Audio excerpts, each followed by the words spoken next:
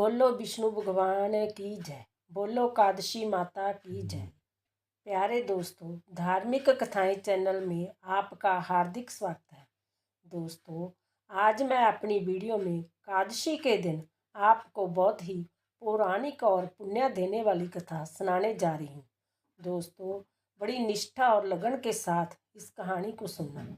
दोस्तों, यदि आपने YouTube चैनल धार्मिक कथाएं लाइक और सब्सक्राइब नहीं किया तो ज़रूर करें व लाइकन दबाना ना भूलें, जो आने वाली सभी वीडियोज की जानकारी आपको सबसे पहले हो सके।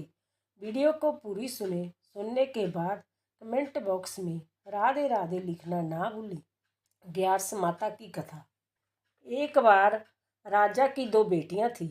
छोटी बेटी कादशी माता का व्रत करती थी। हर कोई छोटी बेटी की प्रशंसा करता था और बड़ी बहन छोटी बहन से ईर्ष्या करती थी। एक बार पड़ोसी राजा का बेटा बड़ी बेटी को देखने आया, लेकिन उन्होंने बड़ी बेटी की जगह छोटी बेटी पसंद आ गई। राजा की बड़ी बेटी छोटी बहन से और भी अधिक ईर्ष्या करने लगी।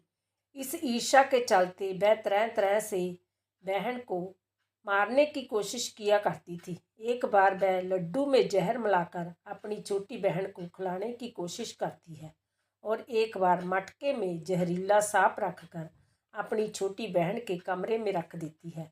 एक बार वह अपनी छोटी बहन को पनघट पर पानी भरने के लिए ले जाती है और धोखे से कुएं में धक्का दे देती है और हर बार ग्यारस माता उसे बचा लेती है, क्योंकि वह ग्यारस माता की परम भक्त थी।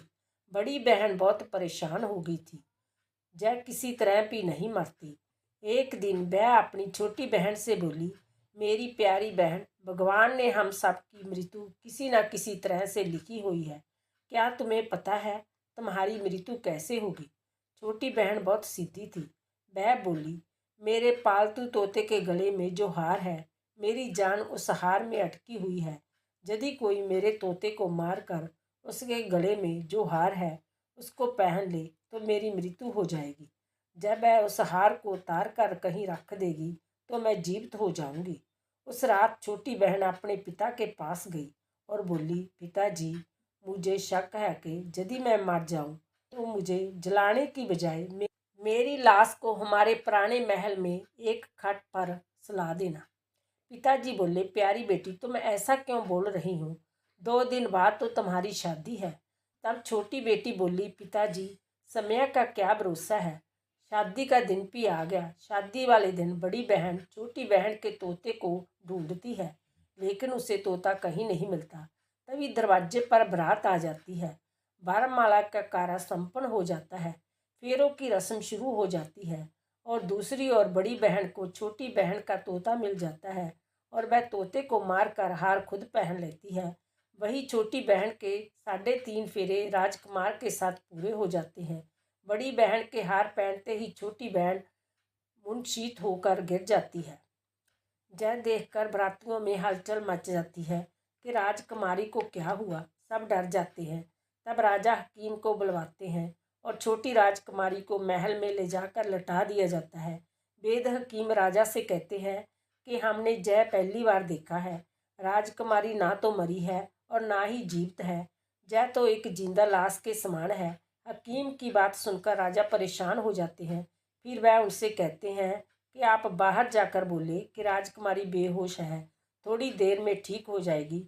यदि आप ऐसा नहीं करोगे तो मैं आपको मृत्यु दंड दूंगा। हकीम राजा के कहे अनुसार बाहर जाकर ऐसा ही बोल देते हैं। हकीम राजा के कहे अनुसार बाहर जाकर ऐसा ही बोल देते हैं।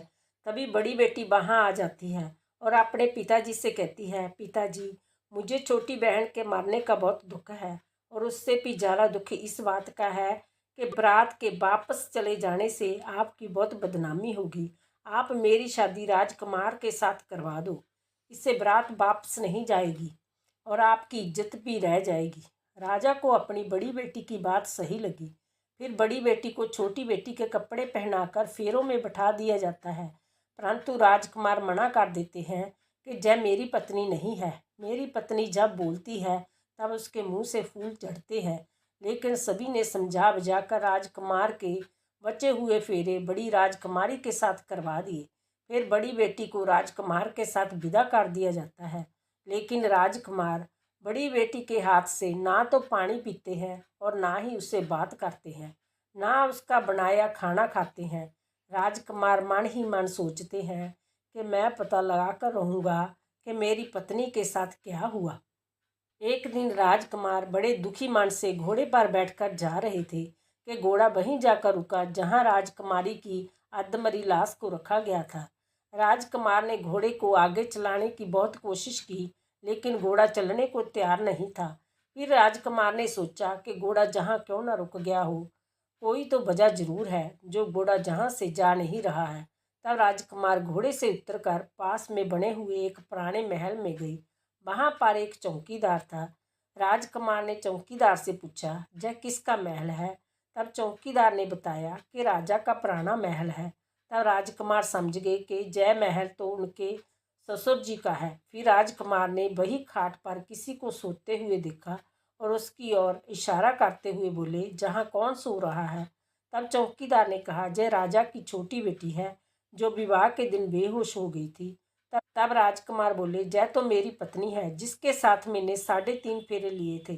तब राजकुमार ने चौकीदार से कहा, मेरे जहाँ आने के बारे में तुम किसी को मत बताना, मैं तुम्हें बहुत धन दूंगा। चौकीदार मान गया। फिर राजकुमार महल के अंदर खाट के पास गया और बचे हुए 3.5 फेरे उसने खाट के साथ लिए और पूरा दिन रानी की खाट के पास बैठा रहा। जब रात हुई तो छोटी रानी जीवित हो गई और उसने अपने पति को देखा और पति को देखकर वह रोने लगी। तब राजकुमार ने पूछा, तुम विवाह के दिन बेहोश हो गई, तब तुम्हारे पिता ने मेरी शादी तुम्हारी बड़ी बहन से तो करवा दी, परंतु मैंने तुम्हारी बड़ी बहन को स्वीकार नहीं किया।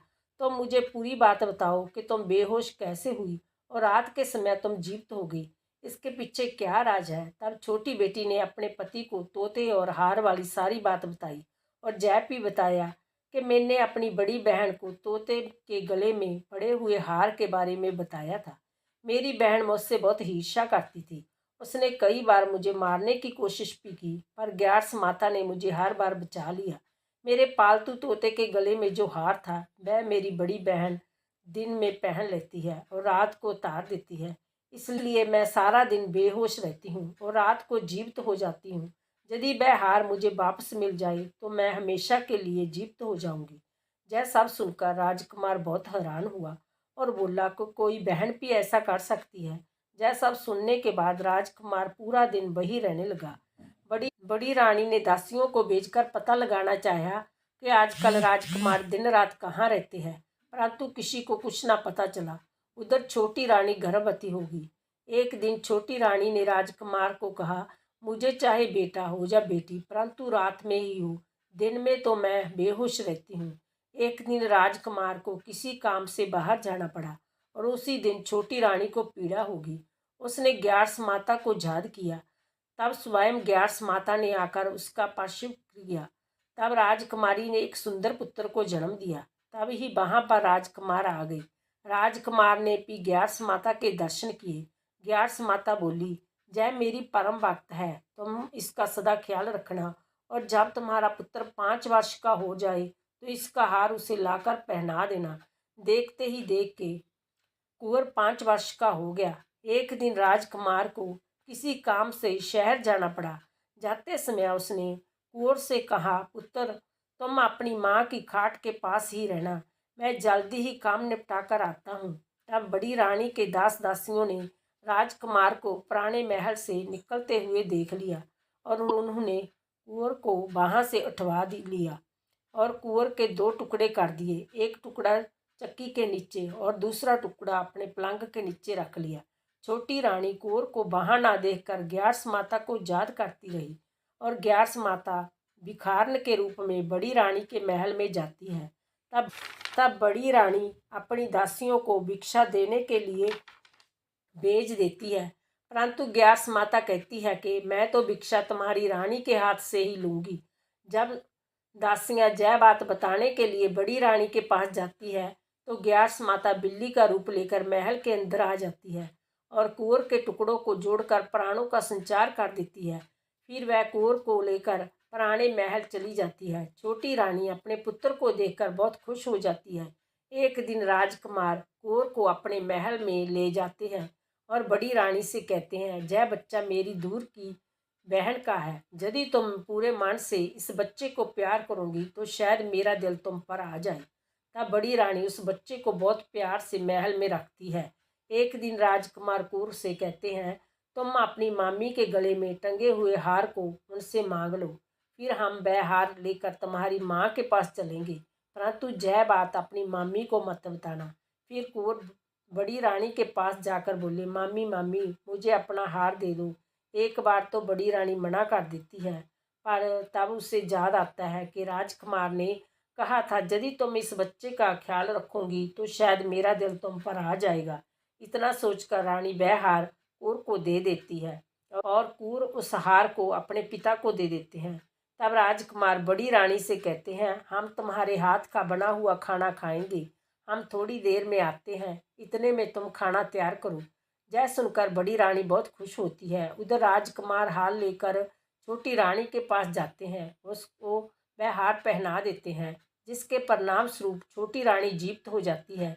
उसके बाद वह छोटी रानी और कौर के साथ राजमहल में आते हैं और बड़ी रानी को अपने ससुर जी के जहाँ छोड़ने जाते हैं। उन्होंने सारी बात बताते हैं।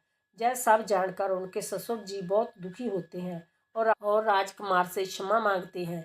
ग्यार्स माता की कृपा से छोटी रानी के भाग्य जान जाते हैं। ग्यार्स माता की जय। हे ग्यार्स माता, जैसी कृपा आपने छोटी राजकुमारी पर की, हम सब पर भी बनाए रखना। बोलो ग्यार्स माता की जय। बोलो विष्णु भगवान की। बोलो विष्णु भगवान